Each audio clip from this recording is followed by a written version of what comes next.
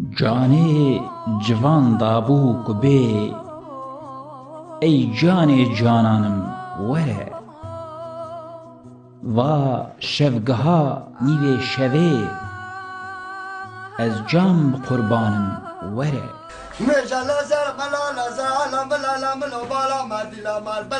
ger ji pira delal bipirî dê behsa nalînên wî ket cade û kolanên Ebasîkê û çemê bêdarê û Tilkeberê û Hesênîkê tijîne ji êşên evîna wê ya birîndar.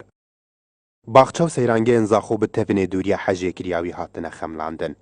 Ebûnazê, çîroka eşqeka bêdawî û serhatiya dilekê ji çavarêbûnê newastiyayî ji negehiştinê bêhîvî nebûye. Di evînê de helyayî û hemû xelek pê hesiya, sinûr derbas kirin û şevê eşqa wî li hem bêza xwe kir. Roj jî bû şanoya nimayişkirina mezdbûna wî bi êş û kovanan, lê yar her nehat û her nehat heta ew bû xwe jî winda bûyî. Derbarê eşqê Mewlana dibêje eşq naye pênasekirin, bilkû taqîkir ne. Lê ji bo Ebûnazê Zaxoyî taqîkirneka tijî derdeserî bû, derdek bêderman û birînek kûr û ji bo 30 sala nav û nîşan û pênaseya babê Nazê bûn. Ebûnazê navê wê yê Durist Yûsif e, jiyê wî 55 sal in, xelkê gundê Mêrgî ye. Lê mala Ecema li nahiya Derkarê li qezaya Zaxo. Li salên heftiyan de weke kirêkar li nan pêjiyekê li Zaxo kar dikir.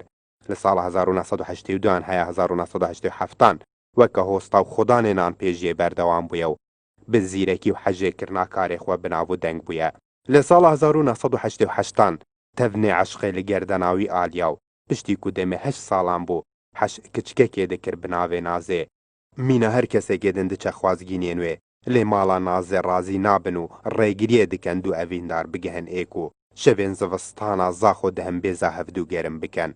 Pira delal bikin wargehê jivanên evîneka paqij û razî nabin Nazê bibe bîk û Yûsif jî zava. Her bi wê sedemê jî bîrkol dibît. Li wî demê dikevîte ser cadeyan û tak aliyane berdewamê didete eşqa xwe. Piştî çendîn salan li cade û kolanan zêdetir ji salekê Ebûnazê winda bûye û bêserûşîne û çarenivîsa wî jî nediyar e.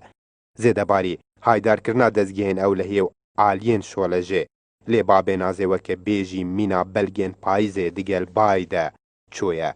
Mîna barana biharê di erdî da çûye xarê, yan jî mîna heyva dibin evran de ji esmanî tore bûye, winda bûye. Gelo ew jî mîna hejêkiriya xwe bi êkcarî winda dibe yan jî vedigere. Zaxo li benda xeberekê Ebûnazê ye.